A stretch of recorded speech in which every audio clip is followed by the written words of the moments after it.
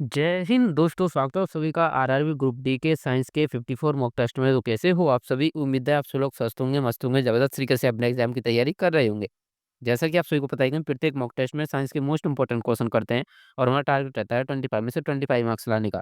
तो चलिए वीडियो को स्टार्ट कर देते हैं। उससे पहले यदि आप इस चैनल पर नहीं हो तो चैनल को सब्सक्राइब जरूर कर देना, वीडियो को लाइक जरूर कर देना। तो चलिए देखते हैं अपने फर्स्ट क्वेश्चन को। तो आज का हमारा पहला क्वेश्चन है, ब्लू बिटरॉयल किसका सामान्य नाम होता है? या इसको नीला तोता भी कहते हैं। नीला तोता किसका सामान्य नाम होता है? तो वो होता है copper sulphate 5H2O। Copper sulphate 5H2O को नीला तोता भी कहते हैं। ऑप्शन नंबर 20 क्वेश्चन का राइट आंसर हो जाएगा। NaCl को साधारण नमक कहते हैं। KNO3 को कहते हैं पोटेशियम नाइट्रेट। और CaO को कहते हैं बिना बुझा हुआ चूना। बिना बुझा हुआ चूना CaO को कहते हैं। और बुझा हुआ चूना कैसे कहते हैं? CaOH का होल ट्वाइस को बुझा हुआ चूना कहते हैं। आपको इन्हें याद रखना है। ऑप्शन नंबर 20 क्वेश्चन का राइट आंसर हो जाएगा। नेक्स्ट क्वेश्चन को देख लेते हैं। क्वेश्चन नंबर सेकंड है, फाइबर ऑप्टिक संचार किस सिद्धांत पर आधारित है? तो फाइबर ऑप्टिक संचार किस सिद्धांत पर आधारित है? ये हो जाएगी पूर्णांतिक परावर्तन के सिद्धांत पर। ऑप्शन नंबर 20 क्वेश्चन का राइट आंसर हो जाएगा। नेक्स्ट क्वेश्चन को देख लेते हैं। क्वेश्चन नंबर थर्ड है, H2O2 किसका रासायनिक सूत्र है? तो H2O2 किसका रासायनिक सूत्र हो जाएगा? ये हो जाएगा हाइड्रोजन पेरोक्साइड का। तो ऑप्शन नंबर ए इस क्वेश्चन का राइट आंसर हो जाएगा। H2O2 किसका सामने नाम होता है? तो वो हो जाएगा हाइड्रोजन पेरोक्साइड का। ऑप्शन नंबर ए इस क्वेश्चन का राइट आंसर हो जाएगा। सो नेक्स्ट क्वेश्चन को देख लेते हैं। क्वेश्चन नंबर 4 है, गैसों का विस्तार किस नियम से होता है? तो गैसों का विस्तार किस नियम से होता है? वो होता है चार्ल्स के नियम से। वो किसके नियम से होता है? वो होता है चार्ल्स के नियम से। और चार्ल्स का नियम क्या कहता है कि स्थिर दाब पर जो आयतन होता है वो तापमान के समानुपाती होता है। स्थिर दाब पर आयतन होता है वो तापमान के समानुपाती होता है। वो चार्ल्स का नियम इस बात को कहता है। केपलर ने किसका नियम दिया था? तो केपलर ने दिया था ग्रहों की गति का नियम। बॉयल का नियम क्या कहता है? बॉयल का नियम हो जाएगा स्थिर तापमान पर जो आयतन होता है वो दाब के व्युत्क्रमानुपाती होता है। आयतन होता है वो दाब के व्युत्क्रमानुपाती होता है। ये हो जाएगा बॉयल का नियम, चार्ल्स का नियम, केपलर का नियम। मैंने चारों आपको समझा दिए। न्यूटन के नियम को आप जानते होंगे। तो ऑप्शन नंबर 20 क्वेश्चन का राइट आंसर हो जाएगा। गैसों के विस्तार का नियम किसने दिया था? चार्ल्स ने दिया था। सो नेक्स्ट क्वेश्चन को देख लेते हैं। क्वेश्चन नंबर 5 है, स्टेनलेस स्टील में मुख्य रूप से क्या होता है? सो नेक्स्ट क्वेश्चन है, स्टेनलेस स्टील में मुख्य रूप से क्या होता है? तो बात करते हैं स्टेनलेस स्टील की। तो स्टेनलेस स्टील की बात करने से पहले बात कर लेते हैं स्टील की, कि स्टील किस किस से मिलकर बनी होती है। तो स्टील मिलकर बनी होती है आयरन प्लस कार्बन।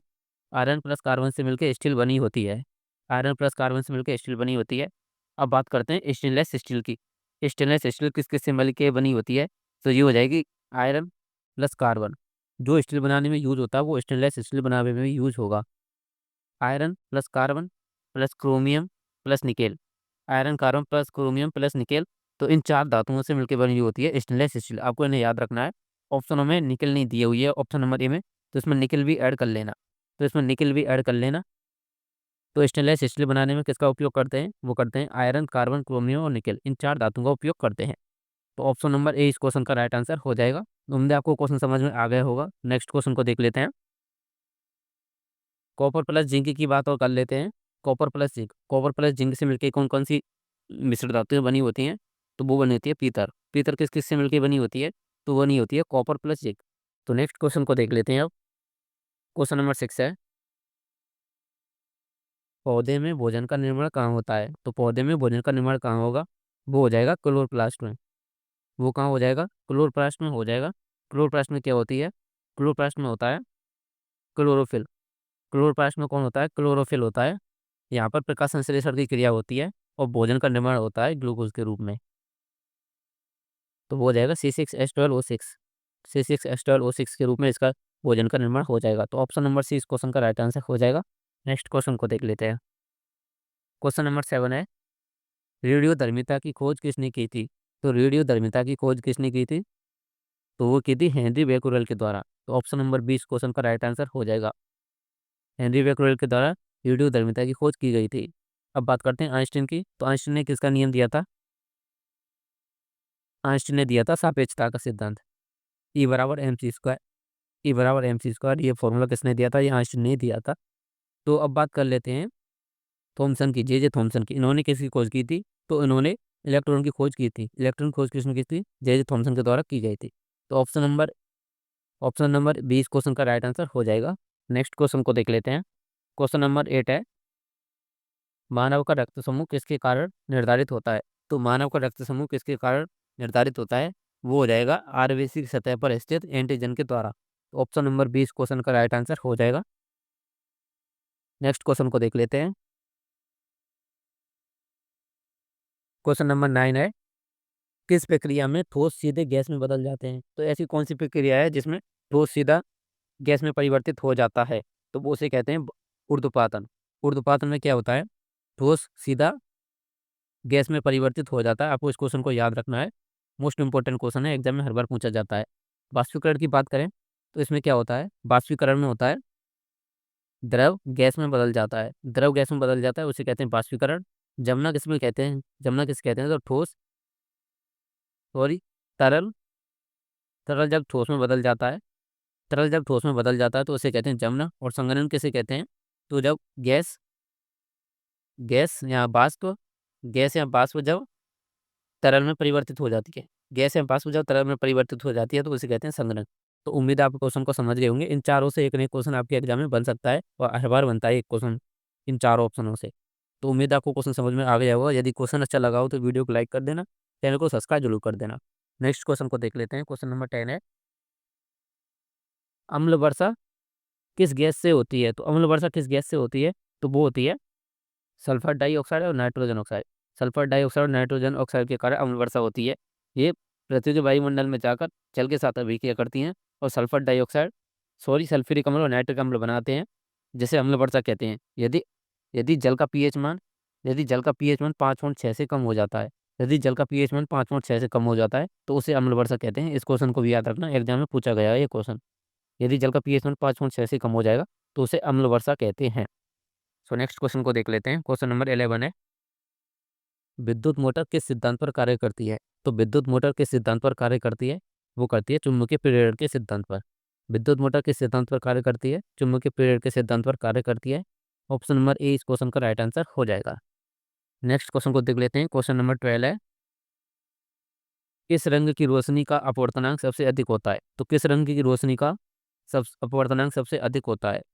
तो वो होता है बैंगनी रंग की रोशनी का। बैंगनी रंग की रोशनी का सर्वाधिक अपवर्तनांक होता है और सर्वाधिक विचलन भी। सर्वाधिक विचलन, इन क्वेश्चन को आपको 2-3 क्वेश्चन बनते हैं, इनको आपको याद रखना है। बैंगनी रंग का विचलन सबसे अधिक होता है, अपवर्तनांक सबसे अधिक होता है, और तरंग दैर्ध्य हैं जिसे लैम्बडा कहते हैं, वो तरंग दैर्ध्य सबसे कम होती है। तो किस रंग की तरंग दैर्ध्य सबसे कम होती है? वो होती है बैंगनी रंग की तरंग दैर्ध्य सबसे कम होती है, विचलन सबसे अधिक होता है और अपवर्तनांक सबसे अधिक होता है। ये 3 क्वेश्चन बनते हैं। ऐसे ही लाल रंग में बनते हैं, ऐसे ही लाल रंग में बनते हैं। लाल रंग का अपवर्तनांक सबसे कम होता है, लाल रंग का विचलन सबसे कम होता है, और लाल रंग की तरंग दैर्ध्य सबसे अधिक होती है। लाल रंग की तरंग दैर्ध्य सबसे अधिक होती है। इन तीनों क्वेश्चनों को आपको याद रखना है, एग्जाम में क्वेश्चन बन सकता है इन तीनों से। तो लाल रंग और बैंगनी रंग को आपको याद रखना है। नेक्स्ट क्वेश्चन को देख लेते हैं। क्वेश्चन नंबर 13 है, न्यूटन का तृतीय नियम किस सिद्धांत पर लागू नहीं होता? तो न्यूटन का तृतीय नियम किस पर लागू नहीं होता? तो वो होता है विद्युत बल पर न्यूटन का तृतीय नियम लागू होता है, गुरुत्वाकर्षण पर लागू होता है और चुंबकीय बल पर लागू होता है। इन तीनों पर होता है। तो ऑप्शन नंबर डी इस क्वेश्चन का राइट आंसर हो जाएगा। इनमें से कोई नहीं, तो इन तीनों पर लागू होता है। तो ऑप्शन नंबर डी इस क्वेश्चन का राइट आंसर हो जाएगा। नेक्स्ट क्वेश्चन को देख लेते हैं। क्वेश्चन नंबर 14 है, किस दर्पण का उपयोग वाहन के साइड मिरर के रूप में किया जाता है? तो किस दर्पण का उपयोग वाहन के साइड मिरर के रूप में किया जाता है? तो वो किया जाता है उत्तल दर्पण का। वो किस दर्पण का उपयोग किया जाता है? वो किया जाता है उत्तल दर्पण का। ऑप्शन नंबर 20 क्वेश्चन का राइट आंसर हो जाएगा। उत्तल दर्पण क्या करता है? ये बहुत बड़े निकट, जो कोई निकट वस्तु होती है उसका छोटा प्रतिबिंब बनाता है। जो निकट कोई वस्तु होती है उसका बहुत छोटा प्रतिबिंब बनाता है, जिस कारण वो इतना बड़ा ट्रक होता है या कोई भी इतना बड़ा वाहन होता है, वो हमें अपने छोटे से दर्पण में दिखाई दे जाता है। लेकिन यदि आप इसमें अवतल दर्पण का उपयोग करोगे, यदि उसमें आप अवतल दर्पण का उपयोग करोगे तो वो जो निकट में वस्तु स्थित है उसका बड़ा प्रतिबिंब बनेगा। यदि हम इसमें साइड मिरर में अवतल दर्पण का उपयोग कर लेंगे तो हमें जो पीछे ट्रक आ रहा है उसका शायद एक हिस्सा दिखाई दे। तो इसलिए हम अवतल दर्पण का उपयोग करते हैं। ऑप्शन नंबर 20 क्वेश्चन का राइट आंसर हो जाएगा। नेक्स्ट क्वेश्चन को देख लेते हैं। क्वेश्चन नंबर 15 है, किस विकिरण की आवृत्ति सबसे अधिक होती है? तो किस विकिरण की आवृत्ति सबसे अधिक होती है? तो वो होती है गामा किरणों की। तो गामा किरणों की आवृत्ति सबसे अधिक होती है। इस क्वेश्चन को आपको याद रखना है, मोस्ट इंपॉर्टेंट क्वेश्चन है, एग्जाम में पूछा जा सकता है। तो गामा किरणों की आवृत्ति सबसे अधिक होती है और सबसे कम किन की होती है? सबसे कम होती है, वो होती है रेडियो तरंगों की। रेडियो तरंगों की आवृत्ति सबसे कम होती है और गामा किरणों की आवृत्ति सबसे अधिक होती है। इन दोनों क्वेश्चनों को आपको याद रखना है। ऑप्शन नंबर ए इस क्वेश्चन का राइट आंसर हो जाएगा। क्वेश्चन नंबर 16 है, सिट्रिक अम्ल का सूत्र क्या है? तो सिट्रिक अम्ल किस में पाया जाता है? तो आप जानते होंगे कि खट्टे फलों में सिट्रिक अम्ल पाया जाता है। और सिट्रिक अम्ल का फॉर्मूला क्या होता है? तो सिट्रिक अम्ल का फॉर्मूला आ जाएगा C6H8O7। C6H8O7 सिट्रिक अम्ल का फॉर्मूला होता है। इस फॉर्मूले को आपको याद रखना है। तो इस फॉर्मूले को देखते हैं, C6H10O7। ऑप्शन नंबर ए इस क्वेश्चन का राइट आंसर हो जाएगा। ऑप्शन नंबर ए इस क्वेश्चन का राइट आंसर हो जाएगा। सिट्रिक अम्ल का फॉर्मूला क्या होता है? C6H8O7, ये सिट्रिक अम्ल का फॉर्मूला होता है। बात करते हैं C6H12O6, ये किसका फॉर्मूला था? ये तो ग्लूकोज का फॉर्मूला होता है। C6H12O6 मैंने अभी आपके लिए बताया था। C2H5OH, ये किसका फॉर्मूला होता है? ये होता है एथेनॉल का। C2H5OH, ये किसका फॉर्मूला होता है? ये होता है एथेनॉल का। एथेनॉल का फॉर्मूला क्या होता है? C2H5OH। इस क्वेश्चन को आपको याद रखना है, एग्जाम में क्वेश्चन पूछा जा सकता है। C2H5OH का फॉर्मूला क्या होता है? वो हो जाएगा एथेनॉल का। अब बात करते हैं C12O6, सॉरी C12H22O11। तो C12H,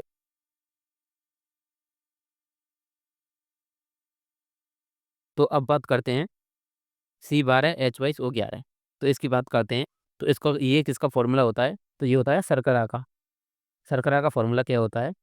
शर्करा का फॉर्मूला हो जाएगा C12H22O11। तो ऑप्शन नंबर ए इस क्वेश्चन का राइट आंसर हो जाएगा। उम्मीद है आपको क्वेश्चन समझ में आ गया होगा और क्वेश्चन अच्छा भी लगा होगा। यदि क्वेश्चन अच्छा लगा हो तो वीडियो को लाइक जरूर कर देना, चैनल को सब्सक्राइब जरूर कर देना। नेक्स्ट क्वेश्चन को देख लेते हैं। सो नेक्स्ट क्वेश्चन है, किस गैस का उपयोग कृत्रिम वर्षा में किया जाता है? तो किस गैस का उपयोग कृत्रिम वर्षा में किया जाता है? आर्टिफिशियल रेन में किया जाता है। तो किस गैस का उपयोग आर्टिफिशियल रेन में किया जाता है? तो वो किया जाता है सिल्वर आयोडाइड का। सिल्वर आयोडाइड का उपयोग कृत्रिम वर्षा में किया जाता है। ऑप्शन नंबर 20 क्वेश्चन का राइट आंसर हो जाएगा। नेक्स्ट क्वेश्चन को देख लेते हैं। क्वेश्चन नंबर 18 है, एल्यूमिनियम धातु का अयस्क कौन सा है? तो एल्यूमिनियम धातु का अयस्क की बात करते हैं। तो एल्यूमिनियम धातु का अयस्क होता है बॉक्साइट। तो ऑप्शन नंबर ए इस क्वेश्चन का राइट आंसर हो जाएगा। तो बॉक्साइट किस धातु का अयस्क होता है? तो वो होता है एल्यूमिनियम का। ऑप्शन नंबर ए इस क्वेश्चन का राइट आंसर हो जाएगा। तो ऑप्शन नंबर ए इस क्वेश्चन का राइट आंसर हो जाएगा। बात करते हैं पायराइट की। तो ये किसका अयस्क होता है? पायराइट की बात करेंगे अभी। तो पायराइट किसका अयस्क होता है? तो ये होता है आयरन का। पायराइट किसका अयस्क होता है? आयरन का होता है। अब बात करते हैं कैल्साइट की। ये किसका अयस्क होता है? तो ये होता है कैल्शियम का। हेमेटाइट किसका अयस्क होता है? तो ये भी आयरन का अयस्क होता है। तो इन चारों को आपको याद रखना है। एक क्वेश्चन और है जो एग्जाम में कई बार पूछा गया है, तो वो क्वेश्चन है पिच ब्लेड से। तो पिच ब्लेड किसका अयस्क होता है? पिच ब्लेड किसका अयस्क होता है? पिच ब्लेड अयस्क हो जाएगा यूरेनियम का। पिच ब्लेड किसका अयस्क हो जाएगा? वो हो जाएगा यूरेनियम का। इस क्वेश्चन को याद रखना है आपको, एग्जाम में क्वेश्चन पूछा जा सकता है। पिच ब्लेड किसका अयस्क होता है? तो वो होता है यूरेनियम का। क्वेश्चन नंबर 19 है, एक्वा किसका मिश्रण है? तो एक्वा किसका मिश्रण हो जाएगा? बात करते हैं एक्वा। तो ये किसका मिश्रण होता है? तो ये मिश्रण होता है नाइट्रिक अम्ल और प्लस हाइड्रोक्लोरिक अम्ल। ये नाइट्रिक अम्ल और हाइड्रोक्लोरिक अम्ल का मिश्रण होता है, जिसमें नाइट्रिक अम्ल 1 के अनुपात में और हाइड्रोक्लोरिक अम्ल 3 के अनुपात में मिश्रित होते हैं। तो नाइट्रिक अम्ल हाइड्रोक्लोरिक अम्ल के मिश्रण को एक्वा कहते हैं। तो ऑप्शन नंबर को देखेंगे, सल्फ्यूरिक अम्ल नहीं होगा, नाइट्रिक अम्ल हाइड्रोक्लोरिक। ऑप्शन नंबर 20 क्वेश्चन का राइट आंसर हो जाएगा। नाइट्रिक अम्ल हाइड्रोक्लोरिक अम्ल के अनुपात को क्या कहते हैं? एक्वा कहते हैं। ऑप्शन नंबर 20 क्वेश्चन का राइट आंसर हो जाएगा। नेक्स्ट क्वेश्चन को देख लेते हैं। तो क्वेश्चन नंबर 20 है, सबसे अधिक इलेक्ट्रॉन आकर्षित करने वाला तत्व कौन सा है? तो सबसे अधिक इलेक्ट्रॉन आकर्षित करने वाला तत्व कौन सा हो जाएगा? तो वो हो जाएगा फ्लोरीन। तो फ्लोरीन सबसे अधिक इलेक्ट्रॉन आकर्षित करने वाला तत्व है। तो ऑप्शन नंबर ए इस क्वेश्चन का राइट आंसर होगा। इस क्वेश्चन को याद कर लेना है आपको, एग्जाम में डायरेक्ट क्वेश्चन पूछे जाते हैं। तो नेक्स्ट क्वेश्चन को देख लेते हैं। क्वेश्चन नंबर 21 है, पोटेशियम पर मैग्नेट किस रंग का होता है? तो मोस्ट इंपॉर्टेंट क्वेश्चन है, पोटेशियम पर मैग्नेट किस रंग का होता है? तो सबसे पहले इसको फॉर्मूले को याद रखना है आपको। पोटेशियम पर मैग्नेट का फॉर्मूला क्या होता है? तो के MnO4 इसका फॉर्मूला होता है। तो KMnO4 इसका फॉर्मूला होता है। पोटेशियम पर मैग्नेट का, ये इसका फॉर्मूला होता है। और ये किस रंग का होता है, तो ये होता है बैंगनी रंग का, ये बैंगनी रंग का होता है। ऑप्शन नंबर सी इस क्वेश्चन का राइट आंसर हो जाएगा। नेक्स्ट क्वेश्चन को देख लेते हैं। क्वेश्चन नंबर 22 है, मानव शरीर में सबसे अधिक कैल्शियम किस अंग में होता है। तो मानव शरीर में सबसे अधिक कैल्शियम किस अंग में होता है। तो आप जानते होंगे कि हमारे शरीर में दांत और हमारी हड्डियाँ, ये दांत और हड्डियाँ में दोनों कैल्शियम से बनी होती हैं। तो इन दोनों में कैल्शियम पाया जाता है। तो आप जानते होंगे हमारे शरीर में 32 दांत होते हैं, हमारे शरीर में 32 दांत होते हैं और हड्डियाँ 206, 206 हमारे शरीर में हड्डियाँ होती हैं, 32 दांत होते हैं। तो इन दोनों में से किस में कैल्शियम अधिक पाया जाएगा, तो वो पाया जाएगा हड्डियों में। तो ऑप्शन नंबर 20 क्वेश्चन का राइट आंसर हो जाएगा। नेक्स्ट क्वेश्चन को देख लेते हैं। क्वेश्चन नंबर 23 है, HIV शरीर के किस अंग को प्रभावित करता है। तो HIV की बात करते हैं। HIV हमारे शरीर में किस अंग को प्रभावित करता है, तो वो करता है हमारे शरीर के प्रतिरक्षा तंत्र को या इम्यून सिस्टम को। तो इम्यून सिस्टम को प्रभावित करता है। ऑप्शन नंबर सी इस क्वेश्चन का राइट आंसर हो जाएगा। HIV एक वायरस का नाम है। HIV की फुल फॉर्म क्या होती है, ह्यूमन इम्यूनो डेफिशिएंसी सिंड्रोम इसकी फुल फॉर्म होती है। वो इसके कारण कौन सा रोग होता है, तो इसके कारण होता है एड्स। इसके कारण एड्स से एक रोग होता है। एड्स की फुल फॉर्म क्या होती है, एक्वायर्ड इम्यूनो डिफिशियंसी सिंड्रोम इसकी एड्स की फुल फॉर्म होती है। तो ऑप्शन नंबर सी इस क्वेश्चन का राइट आंसर होगा। हमारे शरीर के किस अंग को प्रभावित करता है, तो वो करता है इम्यून सिस्टम पर। ऑप्शन नंबर सी इस क्वेश्चन का राइट आंसर हो जाएगा। क्वेश्चन नंबर 24 है, मानव त्वचा का रंग किसके कारण होता है। तो मानव त्वचा का रंग किसके कारण निर्धारित होता है, तो वो होता है, मानव त्वचा का रंग किसके कारण निर्धारित होता है, तो वो हो जाएगा मेलानिन के कारण। ऑप्शन नंबर 20 क्वेश्चन का राइट आंसर हो जाएगा। तो नेक्स्ट क्वेश्चन को देख लेते हैं। ऑप्शन नंबर 20 क्वेश्चन का राइट आंसर हो जाएगा, मानव त्वचा का रंग किस कारण निर्धारित होता है, तो वो हो जाएगा मेलानिन के कारण। नेक्स्ट क्वेश्चन को देख लेते हैं। क्वेश्चन नंबर 25 है, पृथ्वी का चुंबकीय क्षेत्र उत्पन्न होने का मुख्य कारण क्या है। तो पृथ्वी का चुंबकीय क्षेत्र उत्पन्न होने का मुख्य कारण क्या हो जाएगा, तो वो हो जाएगा पृथ्वी के कोर में पिघला हुआ लोहा। तो पृथ्वी के कोर में पिघला हुआ लोहा इस पृथ्वी के चुंबकीय क्षेत्र उत्पन्न होने का मुख्य कारण बन जाता है। तो ऑप्शन नंबर 20 क्वेश्चन का राइट आंसर हो जाएगा। नेक्स्ट क्वेश्चन को देखते हैं। क्वेश्चन नंबर 26 है, किस गैस को ग्रीन हाउस गैस नहीं माना जाता है। तो इनमें से किस गैस को ग्रीन हाउस गैस नहीं माना जाता है। तो किस गैस को ग्रीन हाउस गैस नहीं माना जाता है, तो carbon dioxide green house gas होती है। मीथेन तो मोस्ट इंपॉर्टेंट है, ग्रीन हाउस गैस होती है। और नाइट्रोजन डाइऑक्साइड ये ग्रीन हाउस गैस होती है, लेकिन नाइट्रोजन ग्रीन हाउस गैस नहीं होती है। तो ऑप्शन नंबर डी इस क्वेश्चन का राइट आंसर हो जाएगा।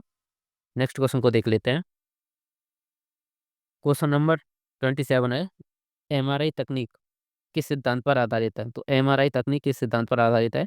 MRI की फुल फॉर्म क्या होती है, MRI की फुल फॉर्म होती है magnetic magnetic resonance imaging. Magnetic resonance imaging इसकी फुल फॉर्म होती है MRI की। और ये किस सिद्धांत पर लागू होती है, तो ये होती है न्यूक्लियर मैग्नेटिक रेजोनेंस पर। न्यूक्लियर मैग्नेटिक रेजोनेंस पर ये आधारित होती है। ऑप्शन नंबर 20 क्वेश्चन का राइट आंसर हो जाएगा। नेक्स्ट क्वेश्चन को देख लेते हैं। क्वेश्चन नंबर 28 है, किस धातु का गलनांक सभी धातुओं से अधिक होता है, या किस धातु का गलनांक सभी धातुओं में सबसे अधिक होता है। तो किसका गलनांक सबसे अधिक होता है, तो वो होता है टंगस्टन का। वो किसका होता है, टंगस्टन का होता है। गलनांक की बात करते हैं, गलनांक किसे कहते हैं, तो गलनांक कहते हैं बेताब जिस पर कोई ठोस पदार्थ बेताब जिस पर कोई ठोस पदार्थ तरल अवस्था में परिवर्तित हो जाता है। बेताब जिस पर कोई ठोस पदार्थ तरल अवस्था में परिवर्तित हो जाता है उसे कहते हैं गलनांक। तो टंगस्टन धातु का गलनांक सबसे अधिक होता है, और कितना होता है, लगभग 3280 डिग्री सेंटीग्रेड। यानी कि यदि तापमान का मान 3280 डिग्री सेंटीग्रेड कर देंगे जब पिघलेगा ये। तो ऑप्शन नंबर ए इस क्वेश्चन का राइट आंसर हो जाएगा। इस क्वेश्चन को आपको याद रखना है, ऑप्शन नंबर ए इस क्वेश्चन का राइट आंसर हो जाएगा। नेक्स्ट क्वेश्चन देख लेते हैं। क्वेश्चन नंबर 29 है, कौन सी गैस आग बुझाने में मदद करती है। तो कौन सी गैस है जो आग बुझाने में मदद करती है, तो बहुत से बच्चे ऑक्सीजन लगा देंगे इसका आंसर, लेकिन ऑक्सीजन नहीं होगा। लेकिन इसका आंसर ऑक्सीजन नहीं होगा। ऑक्सीजन तो बल्कि आग को बढ़ाती है, ऑक्सीजन आग को कम नहीं करती है, आग को बढ़ाती है ऑक्सीजन। तो ऑक्सीजन आग को बढ़ाती है, और आग को कम करने में या बुझाने में किस गैस का उपयोग करते हैं, तो वो करते हैं कार्बन डाइऑक्साइड का। Option number 20 sorry option number A इस क्वेश्चन का राइट आंसर हो जाएगा। नेक्स्ट क्वेश्चन को देख लेते हैं। क्वेश्चन नंबर 30 और आज का लास्ट क्वेश्चन, प्रकाश संश्लेषण में कौन सा रंजक मुख्य भूमिका निभाता है। तो प्रकाश संश्लेषण में कौन सा रंजक है जो मुख्य भूमिका निभाता है, वो हो जाएगा क्लोरोफिल ए। क्लोरोफिल ए प्रकाश संश्लेषण में मुख्य भूमिका निभाता है। आपको पता होगी आपको पता होगी प्रकाश संश्लेषण की क्रिया कैसी होती है। तो कार्बन डाइऑक्साइड 6 कार्बन डाइऑक्साइड के अणु प्लस 6 जल के अणु मिलके ग्लूकोज का निर्माण करते हैं, C6H12O6 का निर्माण करते हैं, प्लस 6 ऑक्सीजन के अणु निष्कासित होते हैं। तो ये होती है प्रकाश संश्लेषण की क्रिया, जिसमें महत्वपूर्ण भूमिका कौन निभाता है? तो वो निभाता है chlorophyll A. Option number A इस क्वेश्चन का राइट आंसर हो जाएगा।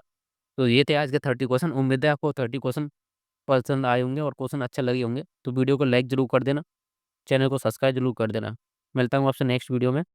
यदि आप इस चैनल को सब्सक्राइब कर दोगे तो आपका एक सब्सक्राइब बहुत मोटिवेट करेगा इसका नेक्स्ट पार्ट बनाने के लिए। तो मिलते हैं अब नेक्स्ट वीडियो में। कमेंट करके जरूर बताना आपको वीडियो कैसी लगी।